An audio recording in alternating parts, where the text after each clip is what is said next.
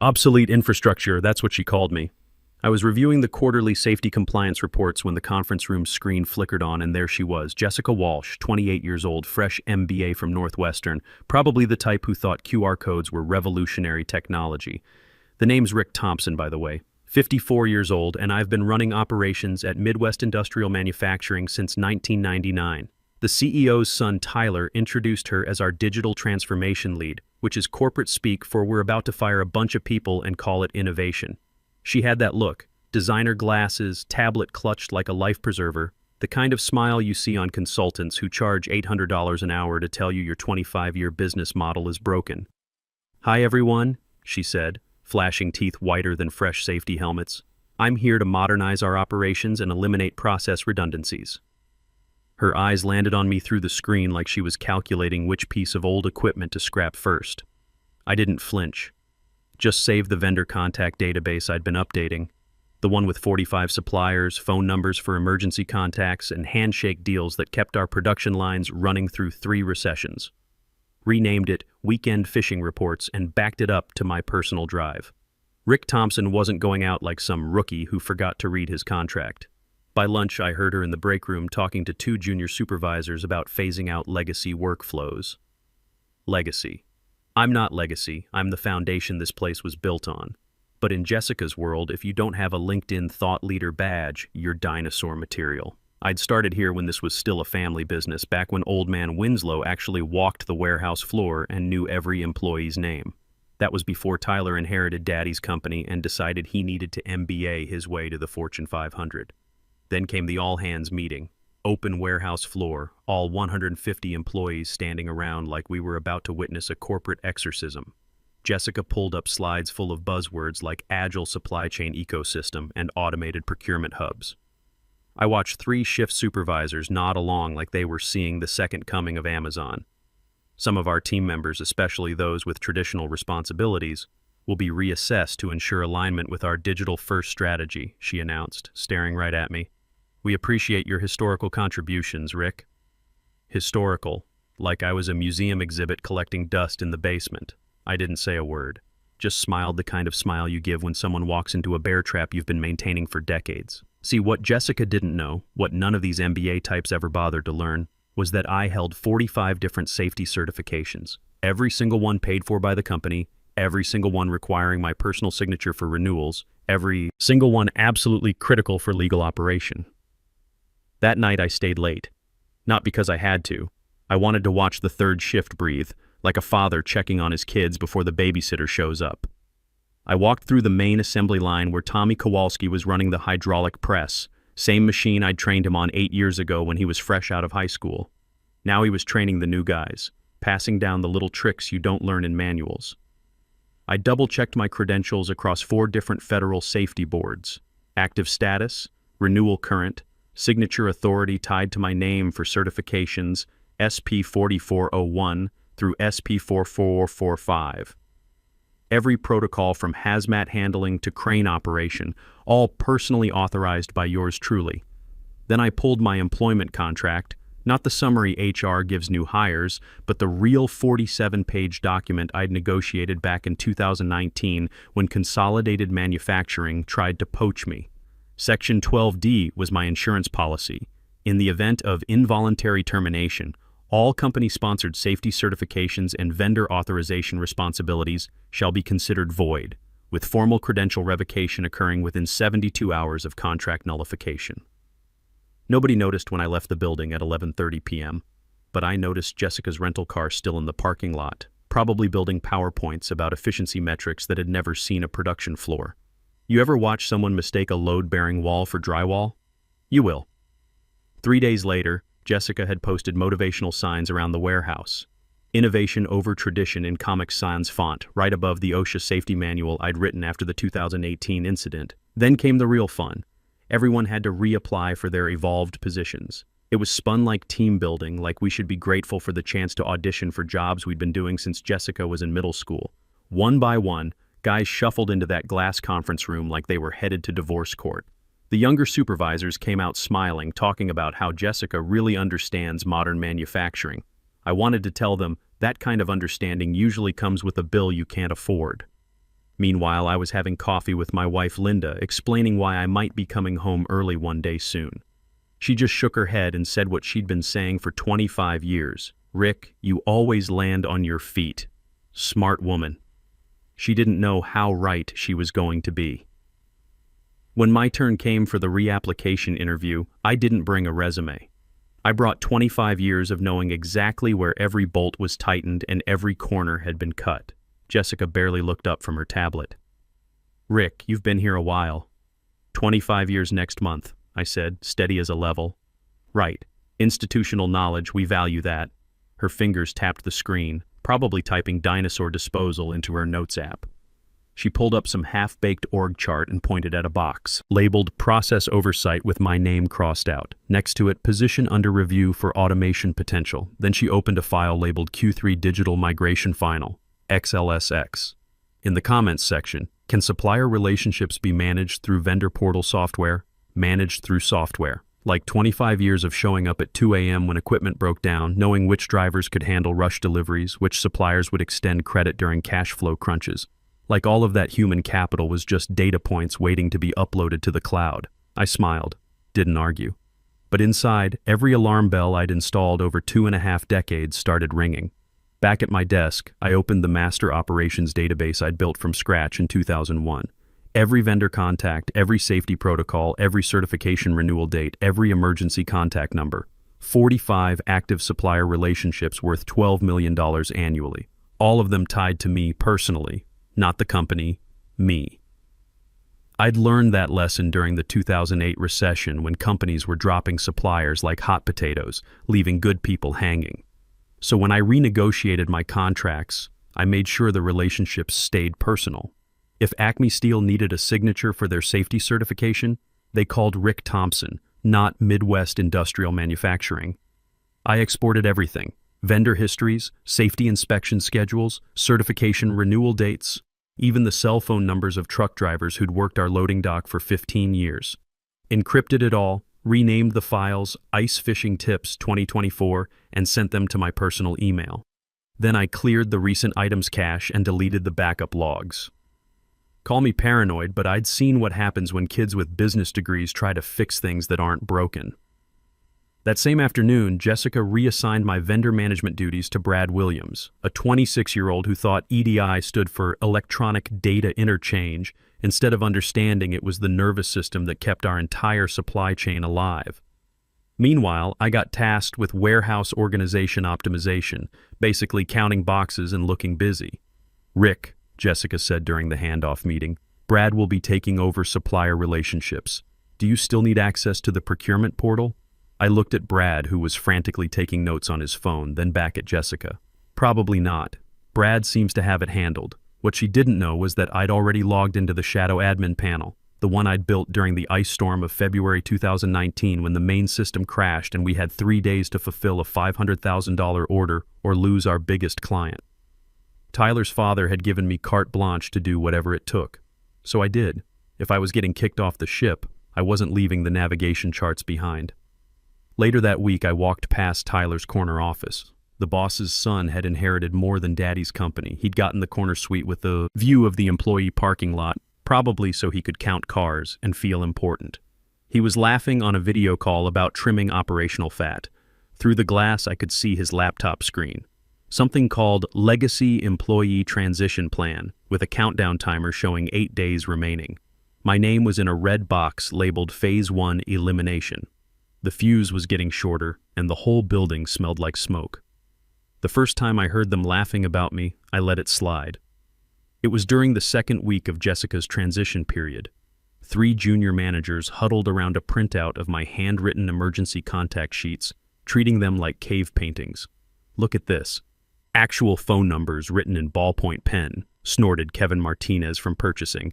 "Doesn't he know everything's automated now?" "My grandfather keeps better records than this," added Sarah from logistics.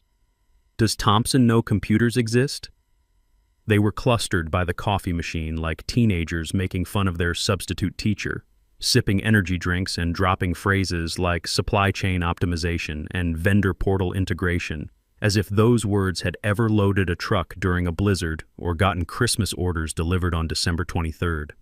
I walked past with my coffee mug, the one Linda bought me for our 15th anniversary that said "World's Most Patient Husband," and just smiled. But inside, my backbone felt like someone had been taking a crowbar to it. What they didn't understand, what none of them understood, was that those handwritten notes represented relationships. Real relationships.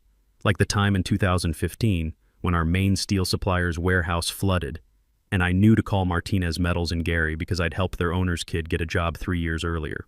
Or when the truckers' strike of 2018 shut down half our deliveries, but Jimmy Kozlov still ran loads for us because I'd been buying him coffee and asking about his grandkids for a decade. You can't automate trust. You can't upload respect to the cloud.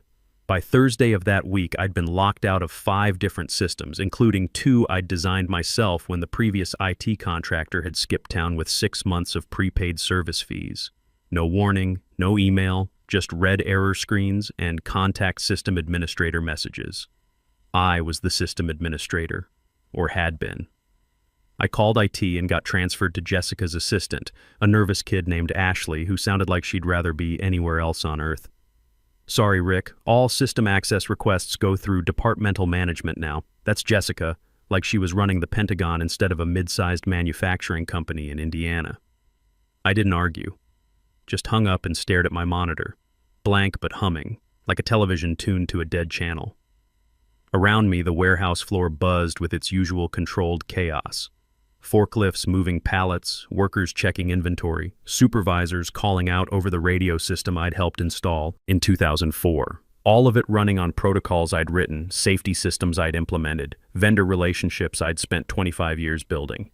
And now I was supposed to sit in my office and count staplers while a 28-year-old with a freshly minted MBA tore it all down in the name of digital transformation. That evening, I stopped by O'Sullivan's Irish pub on my way home. Mike O'Sullivan had been pouring drinks there since before I started at Midwest Industrial, and he poured a perfect Jameson neat without me having to ask. "You look like a man with something on his mind," Mike said, polishing glasses with a bar towel that had seen better decades. "Just work stuff," I said, taking a sip. "Company's going through some changes." "Changes?" Mike shook his head. "That's what they called it when they put in the self-checkout machines at the grocery store.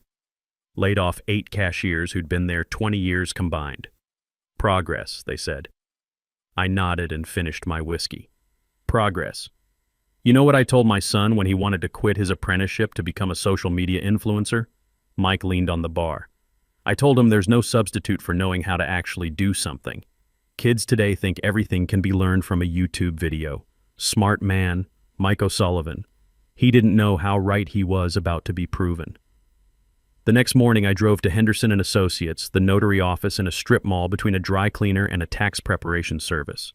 No drama, just me, a wobbly chair, and a form titled Voluntary Relinquishment of Safety Certification Authority. I didn't sign it, just had it witnessed and notarized as an option. An insurance policy folded neatly in my jacket pocket, right next to my wallet and house keys. The axe fell on a Monday because of course it did. The kind of Monday where the warehouse air feels like recycled disappointment and everyone pretends their coffee is strong enough to make the week bearable. We were all gathered for Jessica's new weekly operational alignment meeting, basically a TED Talk for people who thought synergy was a vitamin. She stood at the front of the main warehouse floor in her navy blazer, doing that palms out gesture like she was calming nervous livestock. "Let's start with some transparency," she announced. "That's how you know someone's about to gut you in public, when they lead with transparency. We've been conducting comprehensive workforce analysis over the past 3 weeks," she continued, pacing between pallets of steel tubing like she was delivering a graduation speech. "While experience has value, resistance to change threatens our competitive position." She stopped right behind where I was standing, near the quality control station where I'd spent countless hours training new inspectors on torque specifications and weld standards. I didn't turn around. "Unfortunately," she said, her voice carrying across the concrete floor, "certain legacy positions are no longer compatible with our digital transformation goals." People started shifting, looking at the floor, checking their phones. A couple of the younger supervisors tried to look sympathetic, like this was normal corporate evolution instead of watching someone's livelihood get executed for PowerPoint slides. Then came the bullet. Effective immediately, Rick Thompson's position has been eliminated to streamline our operational structure.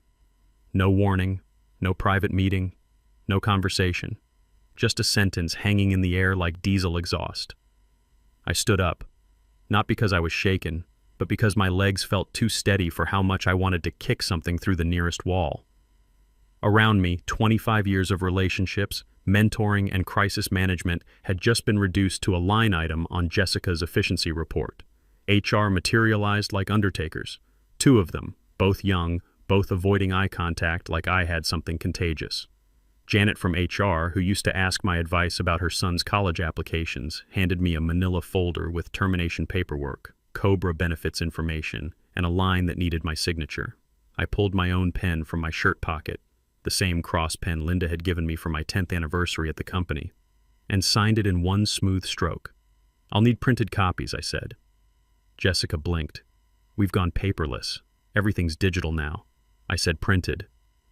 10 minutes later, I walked out of that warehouse with physical copies of every document, a cardboard box with my coffee mug and desk photos, and the calm of a man who knew exactly what he'd just activated. Because when I signed that termination agreement, Section 12D triggered like a silent alarm across 4 different federal certification databases. Every safety protocol, every hazmat authorization, every crane operation license paid for by Midwest Industrial Manufacturing, all of them tied to my personal credentials, immediately queued for revocation. The paperwork was already in motion. 72 hours from signature, Rick Thompson would officially cease to exist as far as the Department of Labor, OSHA, and the National Safety Council were concerned. At 6:47 p.m. that evening, my phone buzzed with the first confirmation email. "Your authority over safety protocols, SP 4401 through SP 4445, has been scheduled for formal revocation. Dependent entities will be notified of non-compliant status within 72 hours unless reauthorized by a certified replacement." I was sitting in my garage workshop, sipping Jameson from my favorite glass and organizing socket wrenches by size. Outside, Linda was watering her tomato plants, humming something that sounded like contentment. She'd already started making calls to her sister in Phoenix about maybe visiting this winter, now that my schedule might be more flexible. I didn't forward the email to anyone, didn't screenshot it, didn't even reply, just deleted it and watched Monday Night Football while the digital countdown clock started ticking toward Jessica's nightmare. Tuesday morning arrived with all the subtlety of a freight train hitting a brick wall. At 7:45 a.m., Brad Williams tried to authorize the weekly shipment of industrial solvents from Chemical Solutions, Inc., the kind of materials that require Class 3 hazmat certification and a signature from someone who actually knows the difference between corrosive and flammable. The vendor's automated response came back like a slap. "Cannot process order. Receiving facility certification invalid. Safety protocol SP 4423 expired. Authorized signatory status revoked." Guess who that signatory was? By 8:15, Brad was standing over his computer like it had just insulted his mother, frantically refreshing screens that kept showing the same red error messages. He called Jessica, who was probably still in her hotel room planning another efficiency presentation. "We'll just update the authorization," she said over speakerphone, like changing federal safety certifications was the same as updating a Facebook status. "Ma'am," Brad replied, his voice cracking like a teenager asking for prom directions. "Authorization updates require federal recertification. Rick was our only certified safety officer with signature authority across all hazmat protocols. The process takes 8 to 12 weeks minimum, and it requires the previous officer to sign off on the transition." Jessica's silence stretched like a broken fan belt. "Can we just get someone else certified?" she finally asked. "Rick designed our certification training program," Brad explained, scrolling through databases that were lighting up like Christmas trees in hell. He was the instructor. "Federal regulations require the outgoing certified officer to validate any replacement, and according to the system." Brad's voice got smaller. "Rick's credentials show as voluntarily relinquished due to employment termination." The beautiful irony wasn't lost on me. I was at home, reading about the whole meltdown through a group text chain that Danny Kowalski from the forklift crew had quietly kept me on. Someone even sent screenshots of Jessica's increasingly frantic Slack messages. Anyone know how to override expired safety flags in the vendor portal? Need immediate workaround for certification issue. Urgent. Can legal force reinstatement of terminated employee credentials? Override. Workaround. Force. Like 25 years of federal compliance was a software glitch that could be patched with the right password. By 10 a.m., the dominoes were falling faster than Jessica could count them. The automated safety compliance dashboard, the same one she'd praised as beautifully streamlined just 2 weeks earlier, was now broadcasting our facility's non-compliant status to every vendor, client, and insurance company in our network. Production supervisors started getting calls from confused truck drivers who'd been turned away at our loading dock. Insurance adjusters were asking pointed questions about liability coverage. And somewhere in a federal building in Washington, an automated system was generating paperwork that would make Jessica's digital transformation look like a middle school science project gone wrong. Meanwhile, I was in my garage, teaching my neighbor's 16-year-old grandson how to properly gap spark plugs on his first car, a 1998 Honda Civic that ran better than most of the smart systems Jessica was trying to implement. Some things, I explained to the kid as we worked, can't be rushed, can't be automated, can't be improved by people who've never actually gotten their hands dirty. The kid nodded and handed me the next spark plug. Smart kid. He was going to do just fine in a world that still needed people who knew how things actually worked. Wednesday morning came with sirens nobody could hear, just the soft ping of calendar alerts and the sound of chickens coming home to roost in designer suits. The quarterly OSHA inspection hit at 9:30 a.m. sharp. Not random. These things are scheduled months in advance, based on industry risk factors and facility size. What made it perfect timing was that I'd been the one managing our inspection calendar for 15 years, and I'd always scheduled them for the third Wednesday of the quarter to spread the workload. 3 inspectors walked through our front gate with clipboards and the moral authority of tax auditors in Kevlar vests. They asked for the certified safety officer to accompany them on their facility walkthrough, standard procedure that I'd done 47 times over the years. The problem was, we didn't have one anymore. Jessica tried explaining that they were in transition with safety management protocols. The lead inspector, a woman named Patricia Hendricks, who'd been doing this job since before Tyler was born, just smiled and pulled out a thick manual.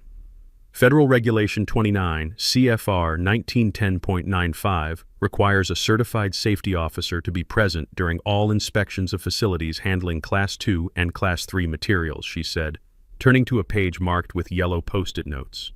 No certified officer present means we cannot proceed. Facility operations must cease until compliance is restored. Tyler Winslow materialized from his corner office like an expensive suit filled with panic. Surely there's some accommodation we can make. This is just a temporary administrative issue. Patricia looked at him the way mechanics look at customers who insist they know what's wrong with their engine. Son, federal safety regulations aren't suggestions. Your facility is officially shut down until you can provide proper certification. By noon, yellow tape was going up around our 3 main production lines. 150 workers were sent home with pay, for now. $50,000 in daily operating costs with 0 revenue coming in.